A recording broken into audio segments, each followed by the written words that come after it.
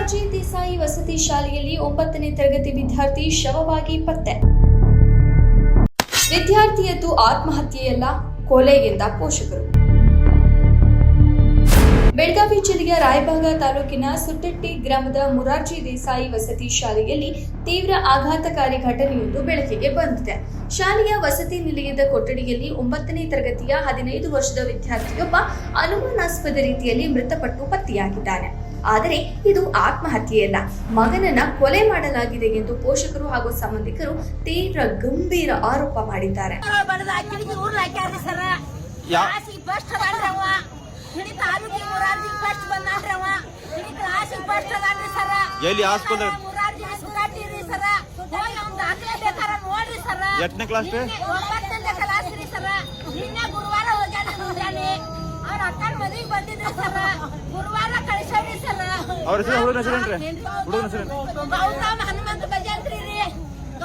ಯಾವಾಗಿದ್ರಿ ಘಟನೆ? ಯಾವಾಗಿದ್ರಿ?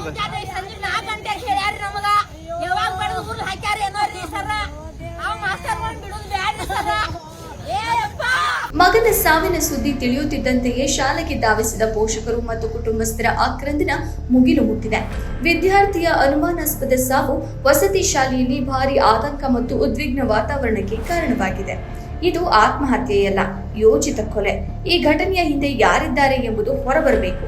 ಈ ಕೂಡಲೇ ಪ್ರಕರಣದ ಬಗ್ಗೆ ಉನ್ನತ ಮಟ್ಟದ ಸಮಗ್ರ ತನಿಖೆ ನಡೆಸಿ ನಮಗೆ ನ್ಯಾಯ ಒದಗಿಸಬೇಕು ಎಂದು ಪೋಷಕರು ಹಾಗೂ ಸ್ಥಳೀಯರು ಶಾಲೆಯ ಎದುರು ಬೃಹತ್ ಪ್ರತಿಭಟನೆ ನಡೆಸಿ ಆಕ್ರೋಶ ಹೊರಹಾಕಿದ್ದಾರೆ.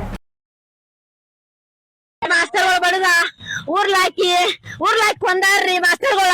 ಯಾವ ಇಲಾಖೆ, ಪೊಲೀಸ್ ಇಲಾಖೆ ನಮ್ಗೆ ಏನೋ ನ್ಯಾಯ ಕೊಡಿಸ್ಬಾತ್ರಿ. ನಿನ್ 2:30 ಕೂಸ್ನಾಗ ಕೊಂದಾನ್ರಿ ನನ್ನ ಹಳ್ಯಾನ. ಯಾರು ಯಾವ ಇಲಾಖೆ ಬಂದಾರ ನಮಗ್ ನ್ಯಾಯ ಕೊಡಿಸಿಲ್ರಿ. ಆ ಮಾಸ್ತರ್ಗಳೆಲ್ಲ ಪೊಲೀಸ್ಗಳ ಒಳಗ್ ಹಾಕೊಂಡ್ರಿ. ನಮ್ ಕೈಯಾಗ ಕೊಡ್ಲಿಲ್ಲ, ನಮ್ಗ್ ನ್ಯಾಯ ಸಿಕ್ಲಿಲ್ಲ. ನಮಗ್ ನಮ್ ಹುಡುಗ ಬೇಕ್ರಿ, ನಮಗ್ ನಮ್ ಹುಡುಗ ತಂದು ಕೊಡ್ಬೇಕು. ಯಾವ ಇಲಾಖೆನೂ ಬಂದ್ ನಮಗ್ ಏನು ಮಾಡಿಲ್ಲ, ನಮಗ್ ಗೌರವ ಕೊಟ್ಟಿಲ್ಲ. ನಮ್ 4:00 ಫೋನ್ ಹಚ್ಚಾರ್ರಿ. ನಿಮ್ ಸಂಜೆ 4:00 ರವಿವಾರ 4:00 ನಮಗ್ ಫೋನ್ ಹಚ್ಚಾರು. ನಿಮ್ ಮಗನ್ ತಗೊಂಬರತ್ತಿ ಸರ್ಕಾರ ದವಾಖಾನಿ ಬರ್ರಿ, ನಿಮ್ ಮಗ ಅಣ್ಣ ಅಂತನ್ರಿ.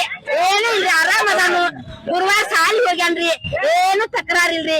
ಸಾಲಿ ಫಸ್ಟ್ 1 ನಂಬರ್ ಅದನ್ರಿ. ಅವ ಮಾನಿಟ್ರಿ ಕೆಲ್ಸ ಮಾಡ್ತಾನ್ರಿ. ಮುಂಜಾನೆ ಡಿಪಾರ್ಟ್ಮೆಂಟ್ ಎಲ್ಲಾರು ನಮ್ ಪೊಲೀಸ್ ಡಿಪಾರ್ಟ್ಮೆಂಟ್ ನಮ್ಕಿಂತ ಮೊದಲ ಅವ್ರಿಗೆ ಹೋಗಿ ಅಲ್ಲೇ ಸುಮ್ಮನೆ ಇನ್ಕ್ವೈರಿ ಮಾಡ್ಕೊಂಡ್ ಬಂದು ನಮಗೆ ಏನು ನ್ಯಾಯ ಕೊಡ್ಸಿಲ್ಲ ಅವ್ರ.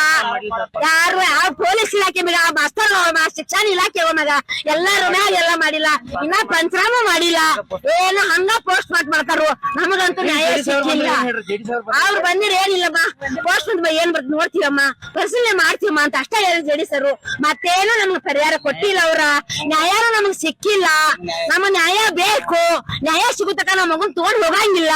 ಯಾರೋ ಬಂದ್ ನ್ಯಾಯ ಕೊಡ್ಲಿಲ್ಲ, ನಾವು DC ಆಫೀಸ್ ಹೋಗ್ತೀವಿ. ನಾವೇನ್ ನಮ್ಗ್ ಪರಿಹಾರ ಕೊಡ್ತಾರ ನೋಡ್ತೀವಿ. ನಮಗ್ ಮನಿ ಕೊಡ್ಬೇಕು ಅವ್ರ. ಸರ್ಕಾರಕ್ಕೆ ನಮ್ಗ್ ನ್ಯಾಯ ಸಿಗಬೇಕು. ನಮಗ್ ಯಾರು ಸಾಲಿ ಮಕ್ಕಳು ಕೊಡ್ಬೇಡ ಅಂತ ಹೇಳ್ದ ಮಂದಿಗೆಲ್ಲ ಮಾಡಿಲ್ಲ. ಇನ್ನ ಏನು ಮಾಡಿಲ್ಲ. ನಾವ್ ಮಾಡೋ ಗುಡಂಗಿಲ್ಲ. ನಮಗ್ ನ್ಯಾಯ ಸಿಗುವವರೆಗೆ ಪೋಸ್ಟ್ ಆಫೀಸ್ ಮಾಡೋ ಗುಡಂಗಿಲ್ಲ. ನಾವೇನು ಮಾಡೋ ಗುಡಂಗಿಲ್ಲ. ಸರ್ ನಮಸ್ಕಾರ, ರಾಜೀವ್ ಮಾತಾಡ್ತೀನಿ. ಸರ್ ಇಲ್ಲಿ ಒಂದು ಮಗುದು ಸಂಶಯಾತ್ಮಕವಾಗಿ ಸಾವು ಆಯಿತು. ಈಗ ಇವರೆಲ್ಲರಿಗೂ ಇಲ್ಲ ಇದೆ ಸಾವಿನಲ್ಲಿ ಏನೋ ಇದಿದೆ ಅನ್ನೋದಕ್ಕೆ ಮರ್ಡರ್ ಕೇಸಲ್ಲೇ ಈಗ ಇನ್ವೆಸ್ಟಿಗೇಷನ್ಗೆ FIR ಮಾಡಿದ್ದಾರೆ ಸರ್. ಅದನ್ನು ಸ್ವಾಗತ ಮಾಡ್ತೀವಿ. ತನಿಖೆ ನಡೆದು ಏನು ಸತ್ಯ ಇದೆ ಅದು ಹೊರಗೆ ಬರಲಿ, ಸತ್ಯ ಪ್ರಾಮಾಣಿಕವಾಗಿ ತನಿಖೆ ಆಗಲಿ ಅನ್ನುವಂಥದ್ದು ಒಂದು.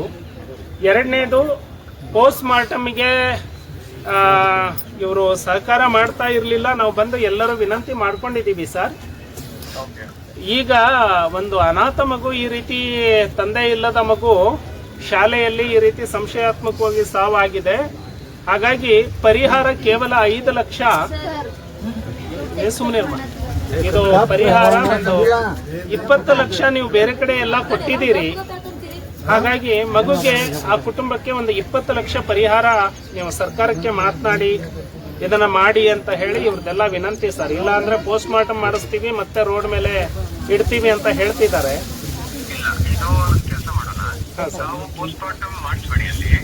ನಾನೀಗ ಸರ್ಕಾರಕ್ಕೆ ಮಾತಾಡ್ಕೊಳ್ತೀನಿ. ಒಂದು ಲೆಟರ್ ನನಗೆ ಕೊಟ್ಬಿಡಿ.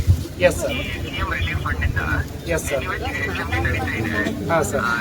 ನೀವು ಅಲ್ಲಿದ್ದಾಗ ನಾನು ಅಲ್ಲಿ ಮಾತಾಡ್ತೀನಿ. Yes sir. Follow it up ಮಾಡ್ಸೋಣ ಪಾಪ. Yes sir. ಎಸ್ ಅದು ಹಂಗ ದುರದೃಷ್ಟಶಾಸ್ತ್ರ ಹಂಗಾಗಿದೆ. Yes sir. ಬಟ್ ತನಿಖೆನೂ ಚುರುಕಾಗಿ ಮಾಡ್ಸೋಣ. Yes sir. ಜೊತೆನಲ್ಲಿ ಪರಿಹಾರಕ್ಕೂ ಸರ್ಕಾರಕ್ಕೆ ನಾನು ಪ್ರೆಷರ್ ಹಾಕ್ತೀನಿ ತಮ್ಮಿಂದನೂ ಹೋಗಿ. Yes sir. ಧನ್ಯವಾದ ಸರ್. ಓಕೆ ಧನ್ಯವಾದ. ಎಲ್ಲರಿಗೂ ತಾವು ದಯಮಾಡಿ ಹೇಳ್ರಿ. ಅಲ್ಲಿ ಏನಿದೆ ಜಿಲ್ಲಾಡಳಿತ ಮೇಲೆ ಅವ್ರು ಭರವಸೆ ಇಟ್ಕೋಬೇಕು. Yes sir. ನಾವು ಮಾಡ್ತೀವಿ. ಈಗ ನೀವು ಹೇಳಿದ ನಂತರ ನಾವೆಲ್ಲರೂ ಒಂದೇ ಅಲ್ಲ ಮಾಡ್ತೀವಿ. ಎಸ್ ಸರ್, ನಿಮ್ಮ ಮೇಲೆ ವಿಶ್ವಾಸ ಇದೆ ಸರ್. ಹಾಗಾಗಿ ನಾನು ಕನ್ವಿನ್ಸ್ ಮಾಡ್ತೀನಿ ಸರ್. ತಮ್ಮಿಂದ ಸಹಕಾರ ಆಗಲಿ sir. Yes sir. Yes yes sir. ನಮಸ್ತೆ ಸರ್. ನಮಸ್ತೆ. ಅಷ್ಟ ಐತಂದ್ರೆ ಸರ್ ಅವ್ರಿಗೆ ಏನಾರ ಪ್ರೋತ್ಸಾಹ ಮಾಡ್ರಲ್ಲ. ಏನೋ ಹುಡುಗರು ಆಗಿದಾರ ಅವ್ರಿಗೆ ಏನ್ರ ಅವ್ರು ಪಾಪ ಅವ್ರು ಅನ್ನ ತಿನ್ಬೇಕ್ರಿ ಇನ್ನು ಮುಂದೆ. ಸರಿ ಇದೆ. ಅಣ್ಣ ಹೇಳಿದ್ದು ಈಗ 5 ಲಕ್ಷದ ಚೆಕ್ ಅಷ್ಟೇ ಕೊಟ್ಟಿದ್ದಾರೆ ಅಂತ ಹೇಳಿ, ಕಾನೂನಿನ ಪ್ರಕಾರ ಏನೆಲ್ಲ ಬರಬೇಕು ಎಲ್ಲವೂ ಬರುತ್ತೆ. ಈಗ ಏನು ಕೊಟ್ಟಿದ್ದಾರೆ ಹಣದಿಂದ ಆತನ ಜೀವಕ್ಕೆ ಬೆಲೆ ಕಟ್ಟೋದಕ್ಕಾಗೋದಿಲ್ಲ. ಮಗು ಓದಿದ್ರೆ ಆತ ಮುಂದೆ ಏನಾಗ್ತಿದ್ನೋ. ಹಾಗಾಗಿ ಅದೇ ಇಲ್ಲ, ತಾಯಿನೂ ಹೇಳೋದು ಇಷ್ಟೇ, ಒಂದು ಮಗುವಿನ ಜೀವಕ್ಕೆ 5 ಲಕ್ಷ ಬೆಲೆ ಕಟ್ಟೋದಾದ್ರೆ ನಾವು 5 ಲಕ್ಷ ಕೊಟ್ಟರೆ ನಮಗೂ ಕೊಲ್ಲೋದಕ್ಕೆ ಅವಕಾಶ ಇದೆಯಾ ಅಂತ ಹೇಳಿ ಕೇಳ್ತಾರೆ. ಹಂಗಾಗೋದಿಲ್ಲ. ಹಾಗಾಗಿ ಹಣದಿಂದ ಯಾರದೇ ಜೀವಕ್ಕೆ ಬೆಲೆ ಕಟ್ಟೋದಕ್ಕೆ ಸಾಧ್ಯನೇ ಇಲ್ಲ. ಈಗೇನು ಮಾಡಬೇಕು ಅದು ನಿಯಮದ ಪ್ರಕಾರ ಮಾಡಿದ್ದಾರೆ. ಮುಂದಿನ ದಿನಗಳಲ್ಲಿ ನಾನು ಕೂಡ ಜೊತೆಯಾಗಿ ನಿಂತು ಏನೆಲ್ಲ ಮಾಡೋದಕ್ಕೆ ಸಾಧ್ಯ ಇದೆ ಎಲ್ಲಾ ರೀತಿಯ ಪ್ರಯತ್ನವನ್ನ ಒಟ್ಟಾಗಿ ಸೇರಿ ಮಾಡೋಣ. ಹಾಗಾಗಿ ಯಾವುದೋ ಚೆಕ್ ಅನ್ನ ಕೊಟ್ಟು ಮುಗಿಸ್ಬಿಟ್ರು ಅಂತ ಅಲ್ಲ, ಅದೊಂದು ನಿಯಮ ಅಷ್ಟೇ. ಅದಕ್ಕೆ ಜಾಯಿಂಟ್ ಡೈರೆಕ್ಟರ್ ಅವರು ಅಲ್ಲಿಂದ ಇಲ್ಲಿಗೆ ರಾಮನಗೌಡರು, ಮಾನ್ಯ ರಾಮನಗೌಡರು ಅಲ್ಲಿಂದ ಇಲ್ಲಿಗೆ ಬಂದು ಚೆಕ್ ತಾಯಿಗೆ ಮುಟ್ಟಿಸಿದ್ದಾರೆ ಅಷ್ಟೇ. ಆದ್ರೆ ಅದು ಪ್ರಾರಂಭಿಕ ಹಂತ. ನ್ಯಾಯ ಮುಟ್ಟಿಸೋವರೆಗೂ, ನ್ಯಾಯ ಸಿಗೋವರೆಗೂ ನಾವು ಎಲ್ಲಾ ರೀತಿಯ ಪ್ರಯತ್ನವನ್ನ ಮಾಡೋಣ ಅಂತ ಹೇಳಿ ನಿಮ್ಮೆಲ್ಲರಲ್ಲಿ ನಾನು ವಿನಂತಿ ಮಾಡ್ಕೊಳ್ತೇನೆ. ಸೊ ಈಗ ತನಿಖೆ ಪ್ರಾರಂಭ ಆಗತ್ತೆ. ಇನ್ನು ನಿಜವಾಗಿ ಸತ್ಯ ಹೊರಗೆ ಬರಬೇಕು, ನ್ಯಾಯ ಹೊರಗೆ ಬರಬೇಕು. ಬಂದು 2 ತಿಂಗಳ ಸುದ್ದ ಆಗತ್ತೆ.